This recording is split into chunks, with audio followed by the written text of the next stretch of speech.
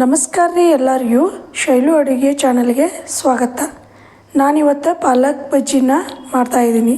ಇಬ್ಬರಿಗೆ ಆಗುವಷ್ಟು.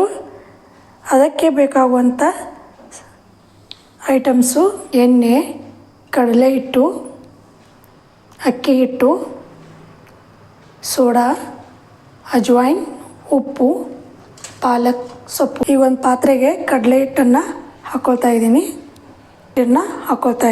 ರುಚಿಗೆ ತಕ್ಕಷ್ಟು ಉಪ್ಪು, ಸೋಡಾ ಹಾಕ್ಕೊಂಡು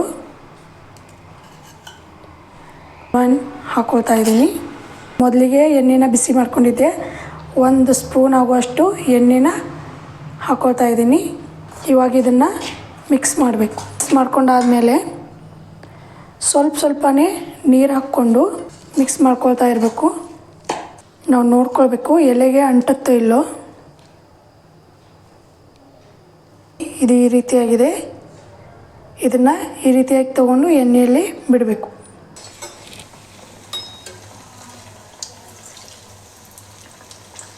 ಗೋಲ್ಡನ್ ಬ್ರೌನ್ ಬರೋವರೆಗೂ ಫ್ರೈ ಮಾಡ್ಕೊಳ್ಬೇಕು.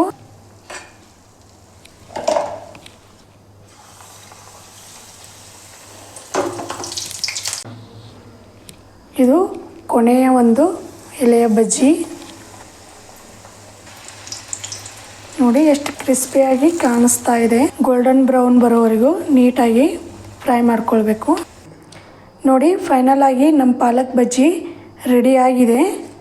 ನೋಡೋಕ್ಕೆ ಎಷ್ಟು ಚೆನ್ನಾಗಿ ಕಾಣಿಸ್ತಾ ಇದೆ ನೋಡಿ. ಇವಾಗ ರೆಡಿಯಾಗಿ ಬೆಂದಿದೆ. ತುಂಬ ಟೇಸ್ಟಿಯಾಗಿದೆ. ನೀವು ಒಂದ್ಸಲ ಟ್ರೈ ಮಾಡಿ ಕಾಮೆಂಟ್ ಮೂಲಕ ನನಗೆ ತಿಳಿಸಿ. ಧನ್ಯವಾದ.